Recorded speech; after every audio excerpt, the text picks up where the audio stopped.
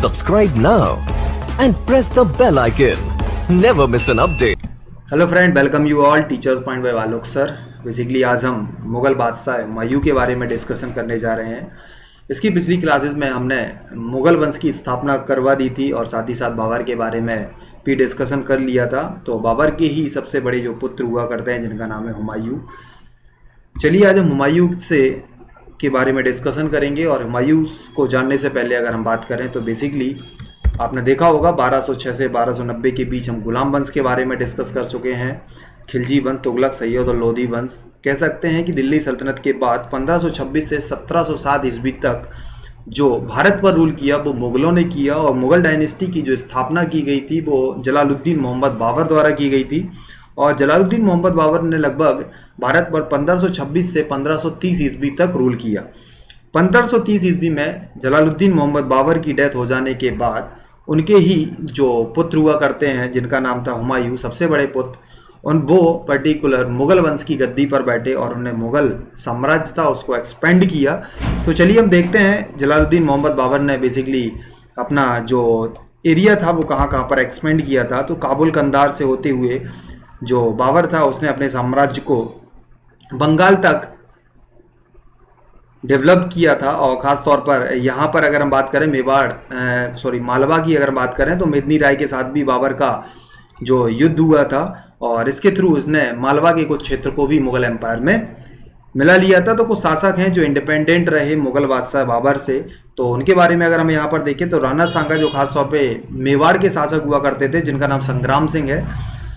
आगे हम बात करें तो बहादुर शाह उस समय पर गुजरात पर रूल किया करते थे। और शेर खान जिसे हम शेरशाह सूरी के नाम से जानते हैं वो बिहार पर रूल किया करते हैं। और साथ ही साथ महमूद लोदी, ठीक है, जो उस समय पर बंगाल पर रूल किया करते थे, बंगाल के शासक थे। और कालिंजर अगर हम फोर्ट की बात करें तो इसके बारे में हम ऑलरेडी पहले अलाउद्दीन खिलजी जब हमने डिस्कस किया था उस पर भी ये बात है आपके सामने रखी थी कि कालिंजर फोर्ट पर अलाउद्दीन खिलजी ने भी अटैक करवाया था मलिक काफूर के द्वारा। और मलिक काफूर द्वारा प्रताप रुद्रदेव को सरेंडर करना पड़ा था। और उसके बाद जो हीरा था जिसे हम कोहिनूर डायमंड के नाम से जानते हैं, कोहिनूर डायमंड को मलिक काफूर किसके पास ले गया था? अलाउद्दीन खिलजी के पास।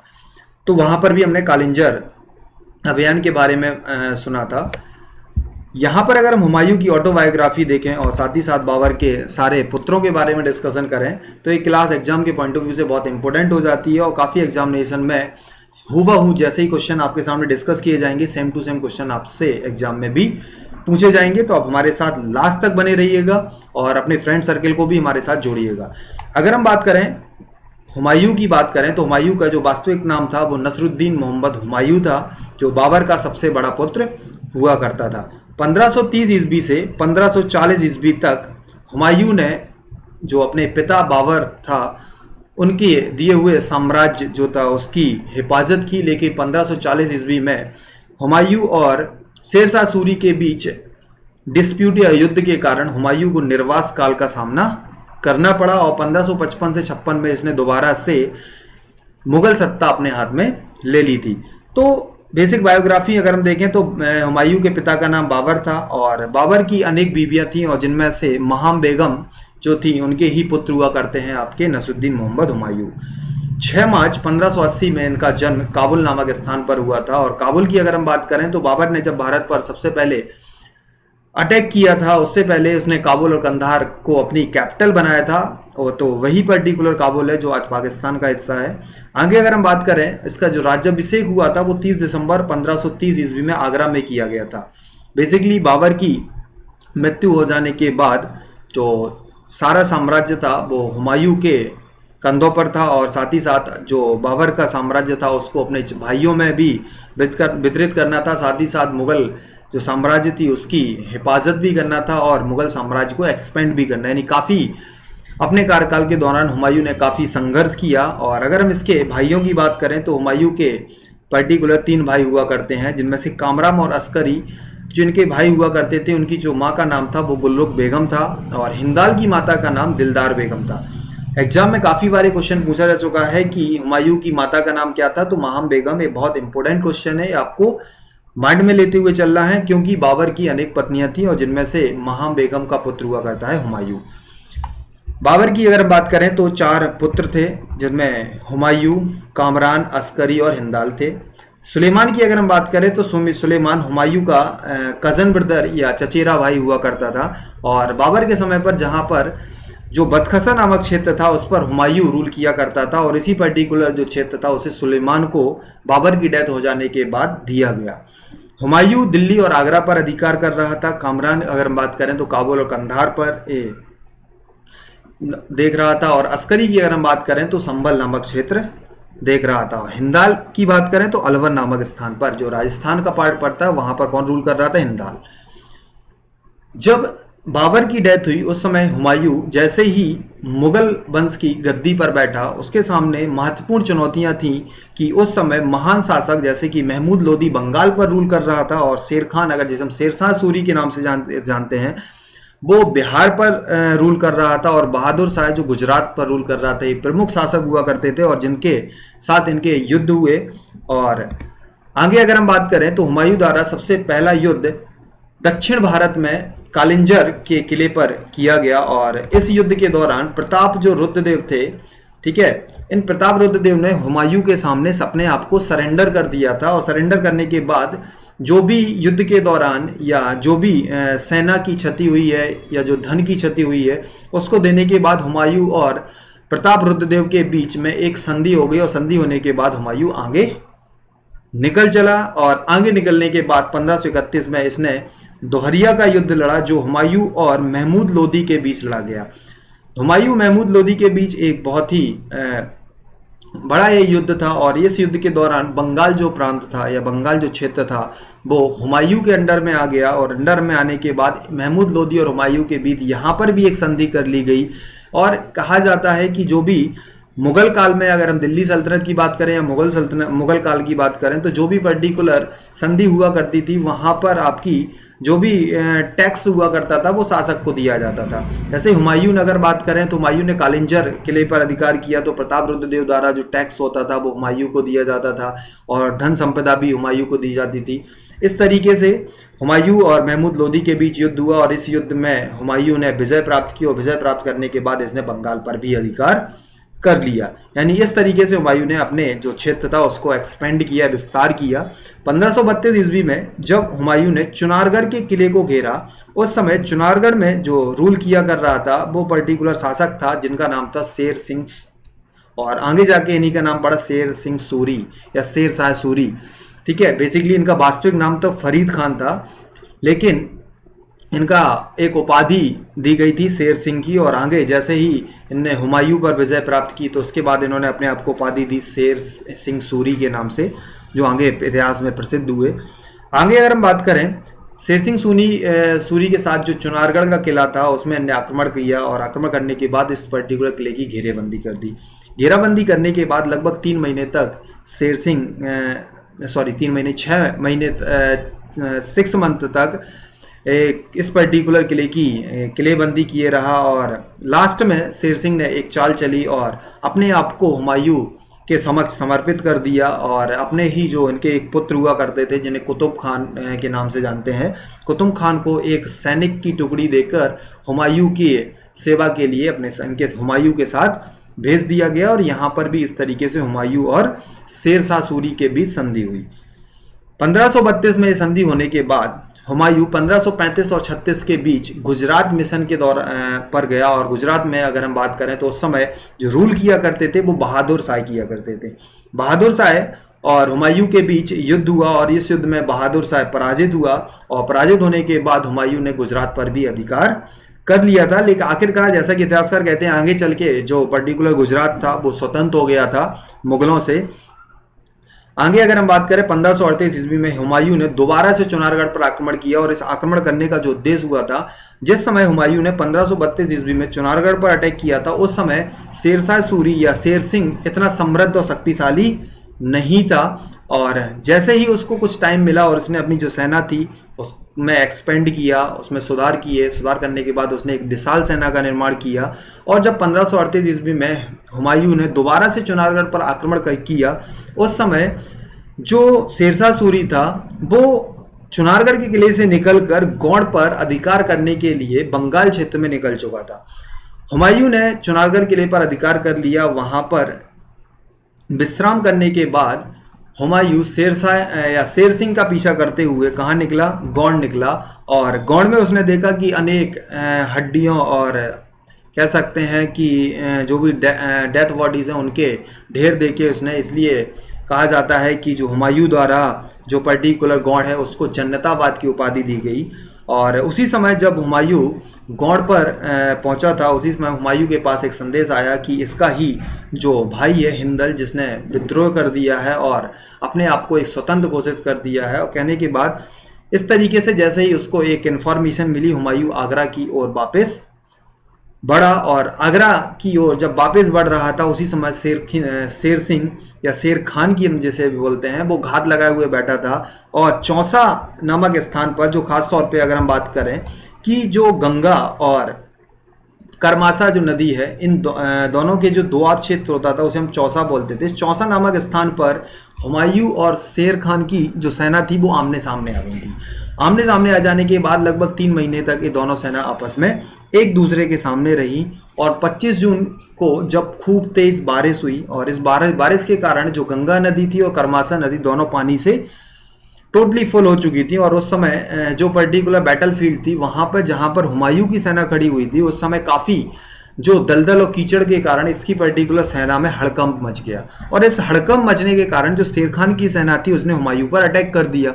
उस हुमायूं पर जब अटैक हुआ, हुमायूं की सेना पर जब अटैक हुआ, तभी हुमायूं जैसे तैसे अपनी जान बचाकर कहां पर कूद गया? गंगा नदी पर कूद गया। और गंगा नदी में ही एक पर्टिकुलर जो नाविक हैं, जिनका नाम अगर हम बात करें तो जिनका नाम निजाम हुआ करता था, और निजाम नामक जो नाविक थे उन्होंने हुमायूं की क्या की? रक्षा की और हुमायूं को गंगा नदी से बाहर निकाला। और बाहर निकलने के बाद हुमायूं वापस आगरा पहुंच गया। और इसी पर्टिकुलर जो व्यक्ति था जिसने हुमायूं की मरते मरते रक्षा की थी या मरने से बचाया था, उसी पर्टिकुलर निजाम को एक दिन के लिए आगरा का क्या बनाया गया? सुल्तान बनाया गया, कह सकते हैं आगरा का शासक बनाया गया। और उसी समय ने चमड़े के जो सिक्के हुआ करते थे, या कह सकते हैं कि चमड़े की जो मुद्रा थी उसका भी प्रचलन किया।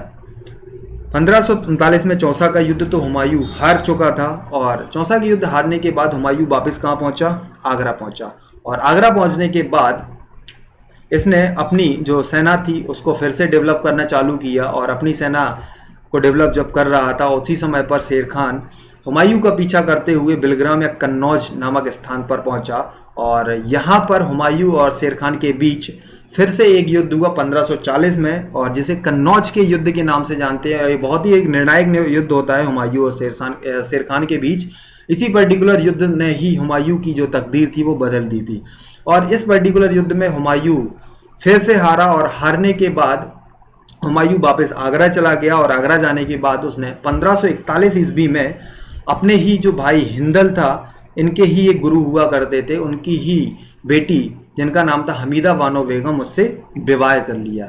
1541 में विवाह हो जाने के बाद हुमायूं ने अपने जो भाई थे उनसे मदद मांगी, लेकिन कोई भी हुमायूं की मदद करने के लिए तैयार नहीं हुआ। तब 1541 ईस्वी में हुमायूं अपने जो मित्र थे राजा वीरसाल, जो उस समय पर अमरकोट राजस्थान के शासक हुआ करते थे, उनके पास पहुंचे और कुछ समय पर उनके महल में रहे। और जहां पर इन्होंने एक बच्चे को जन्म दिया। 15 अक्टूबर 1542 को अकबर का जन्म हुआ। कहाँ पर? राजा वीरसाल के महल में, अमरकोट में, जो राजस्थान में है।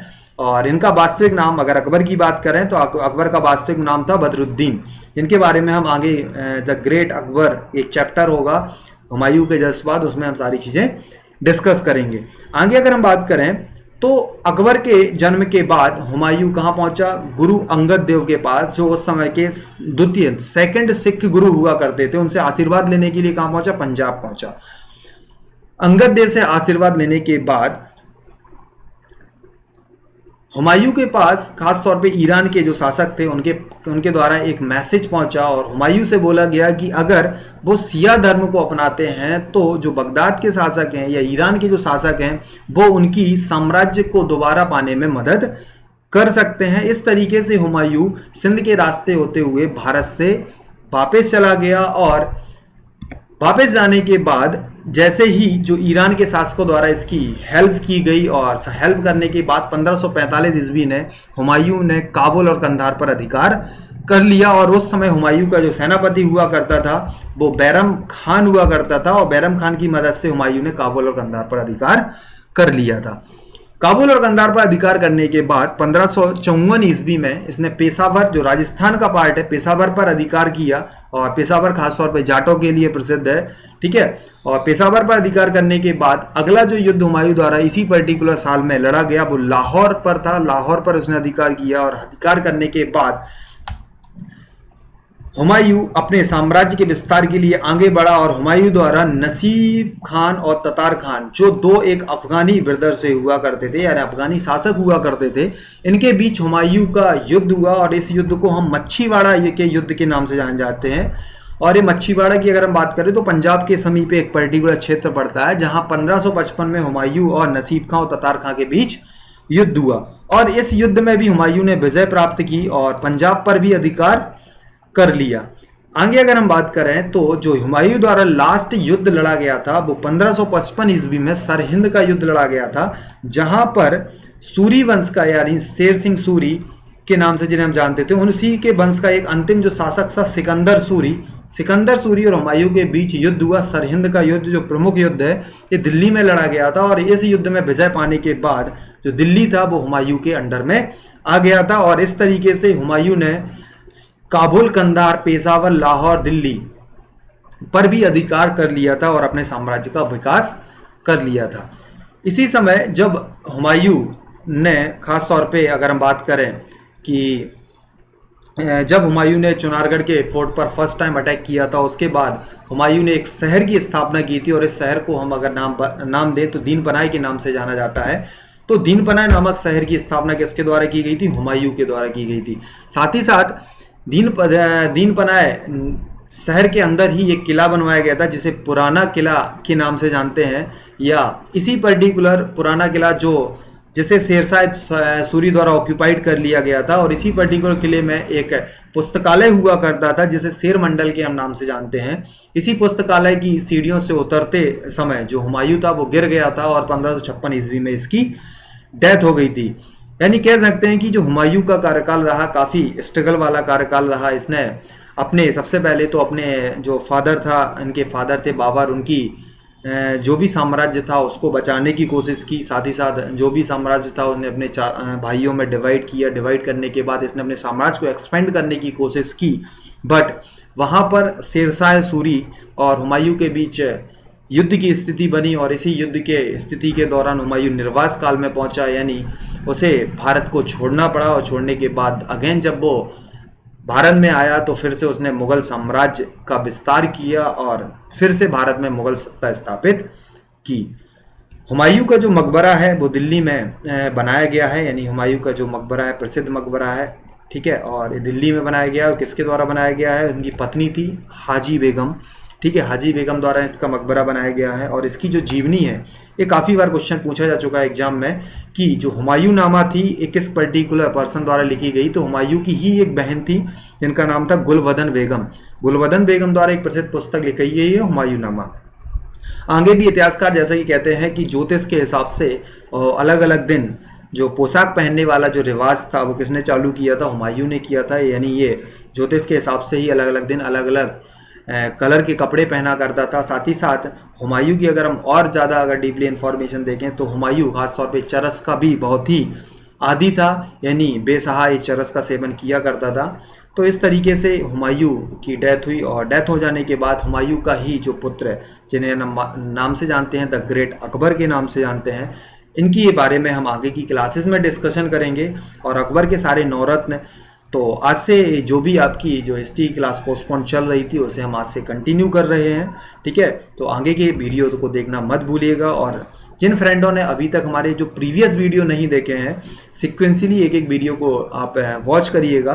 तो सबसे पहले अगर हम हिस्ट्री की बात करें तो हिस्ट्री में सबसे पहले हमने डिस्कस किया था आपका अरेबियन इन्वेजन, यानी अरबों का आक्रमण। और अरबों के आक्रमण के बाद हमने टर्किश इन्वेजन यानी तुर्कों का आक्रमण, जहां पर हमने महमूद गजनबी और मोहम्मद गौरी के बारे में देखा था।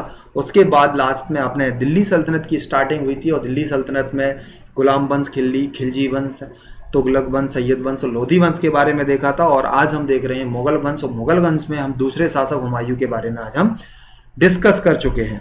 इस पर्टिकुलर क्लास के बाद अगला जो सेशन होगा वो अकबर के बारे में होगा, तो आप हमारे साथ बने रहिएगा। अगर आपने हमारे वीडियो को अभी तक लाइक नहीं किया है तो लाइक कर सकते हैं अगर आपको पसंद हो, और अगर इस पर्टिकुलर चैनल को अभी तक अगर आपने सब्सक्राइब नहीं किया है तो सब्सक्राइब कर लीजिए, अपने फ्रेंड सर्कल में शेयर कर दीजिए। वीडियो को हमारे साथ देखने के लिए थैंक यू वेरी मच।